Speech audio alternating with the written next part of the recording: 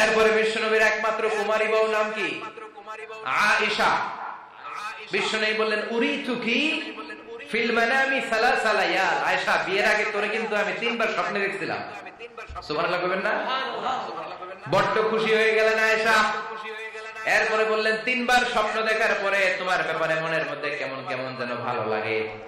তারপরে একটা ছোট্ট কাগজের মধ্যে, জান্নাতি কাগজ, রেশমি কাপড়ের মধ্যে তোমার চেহারাটা এনে জিব্রাইল বললেন দেখেন নবী কেমন লাগে। আমি কইলাম ভালো লাগে। কার মেয়ে? আপনার বন্ধু আবু বকরের মেয়ে, বিয়ে করবেন নাকি? বিশ্বনবী বললেন ও জিব্রাইল, তুমি যদি ঘটক হও, আল্লাহ যদি হয় কাজী, আমি মুহাম্মদ বিয়েতে রাজি। সুবহানাল্লাহ পড়েন। বিয়ে হয়ে গেল, কিন্তু ঘরে দামি ফার্নিচার নাই, টাকা পয়সাও তেমন নাই, কিন্তু আছে খালি সুখ। আছে কি? যেটা টাকা দিয়ে কিনা যায়, টাকা দিয়ে বাড়ি কিনা যায়, গাড়ি কিনা যায়, সুখ কিনা যায় নাকি? টাকা দিয়ে বিছানা কিনা যায়, বালিশ কিনা যায়, ঘুম কিনা যায় নাকি? কথা বলেন। এজন্য সুখ দেয়ার মালিককে। দোকানে সুখ পাওয়া যায় না? গাইজ বাজারে তো সুখ বেছে না, বেচতে নিয়ে যেতাম আজকে গাড়িতে করে। সুখ বেছে? কথা কন। সুখ পাওয়া যায় না। সুখ দেয়ার মালিক একজন, তিনি কে? মা আয়েশা একমাত্র কুমারী বউ। আদর করে তিনি ডাকতেন হুমায়রা, আবার মাঝে মাঝে ডাকতেন ইয়া আয়েশু। আয়েশা না, আয়েশু, সংক্ষেপ।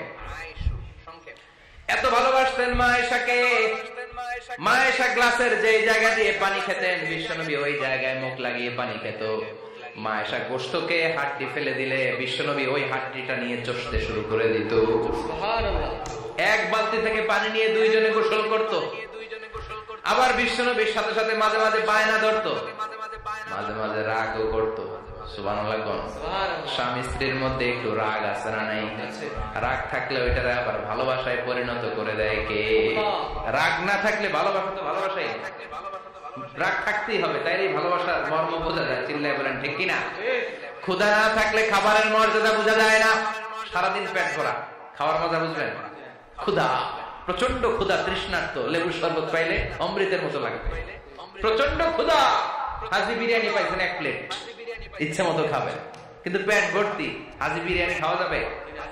এজন্য রাগ না থাকলে ভালোবাসা যে কত দামি, ভালোবাসা যে আল্লাহর পক্ষ থেকে কত বড় নেয়ামত বোঝা যায় না।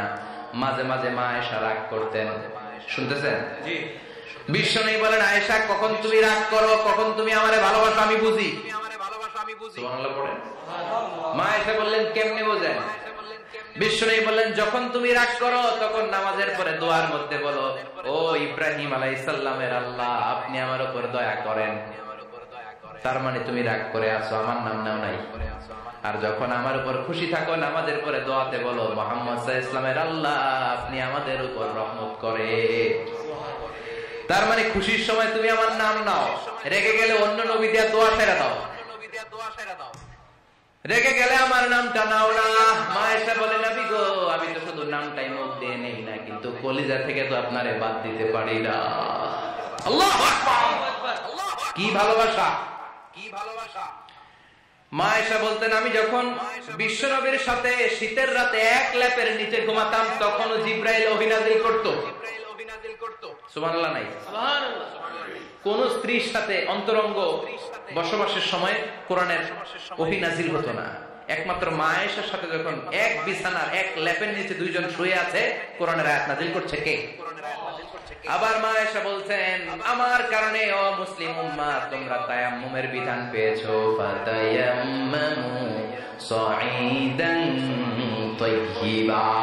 মা আয়েশা একটা যুদ্ধে গিয়েছিলেন, যুদ্ধ থেকে ফেরার পথে মা আয়েশার গলার লকেট নাই। মাঝে মাঝে হয় না, মহিলা গলার লকেট পায় না, পুরো বাড়ি আগুন করে ফেলেছে, লকেট নাই। লয়ে গেল রে, নিয়ে গেল রে, হারাইলাম রে। মা আয়েশার লকেট নাই,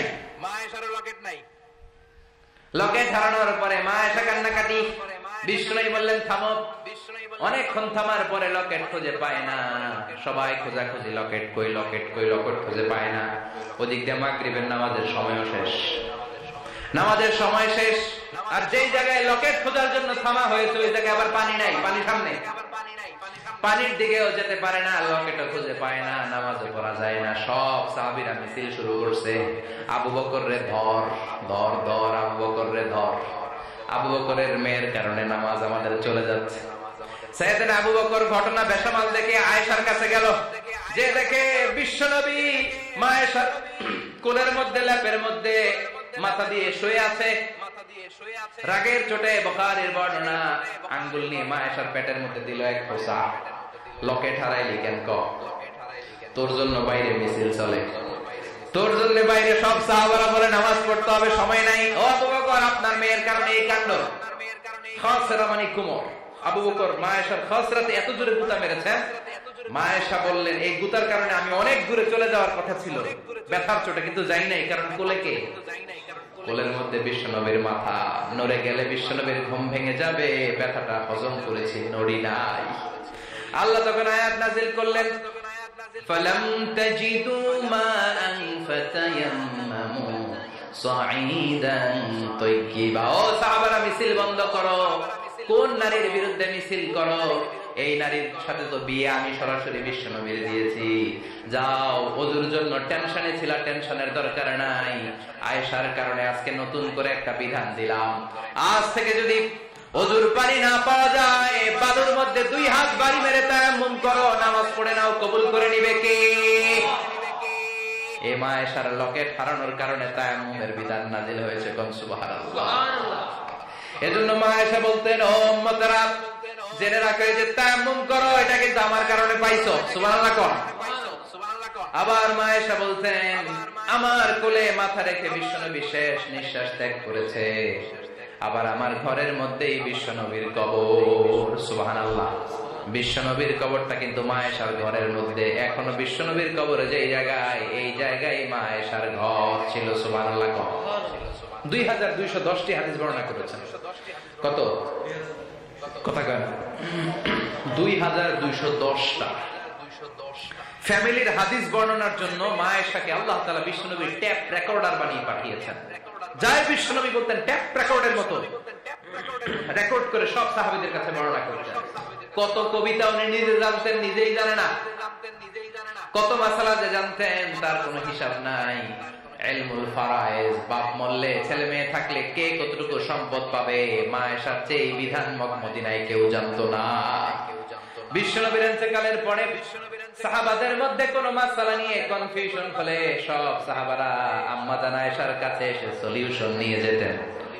সুবহানাল্লাহ। কোন বিশ্বনবী যা বলেছেন সব মুখস্থ রেখেছেন, সব জ্ঞানের কথা ছড়িয়ে দিয়েছেন, সব সময় পড়াশোনা করতেন। সুবহানাল্লাহ।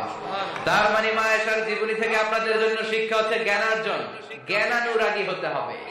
কি হতে হবে? জ্ঞানানুরাগী। বুখারীর বঙ্গানুবাদ পাওয়া যায়, কোরআনের বঙ্গানুবাদ পাওয়া যায়, ইসলামিক অনেক ভালো ভালো রাইটারের বই পাওয়া যায়, ঠিক কিনা? এগুলো পড়ার দরকার আছে না নাই? অনেকে বলে, হুজুর আমার ছেলেটা মোবাইল ছাড়া কিছু বোঝে না। মোবাইল ছাড়া কিছু বোঝে না? হুজুর মোবাইল দিলে ঠান্ডা, মোবাইল নিলে কান্দে, এরকম আছে না নাই? এর কারণ হাজবেন্ড ওয়াইফ দুইটার কাছে সবসময় মোবাইল। কথা কয়, বাবার কাছেও মোবাইল, মায়ের কাছেও মোবাইল। তো ছেলে মোবাইলের জন্য কাঁদবে না তো কি করবে? বাবার হাতেও যদি বই থাকে, মায়ের হাতেও যদি বই থাকে, ছেলে মোবাইল চাবে নাকি? ছেলেও চাবে বই, ছেলে চাবে কি? কথা বুঝতে পেরেছেন? এই জন্য জ্ঞান অনুরাগী হতে হবে মা আয়েশার মতো। মা আয়েশা 2210টা হাদিস মুখস্থ করেছে, আপনি কয়টা করছেন? উনি পারলে আপনি পারবেন না কেন? মায়েরা শুনতেছেন তো? আশা করি আপনারা শুনতেছেন। তাহলে মা আয়েশার জীবনী থেকে আমরা শিক্ষা পেলাম, জ্ঞান চর্চা করতে হবে। সর্বশেষ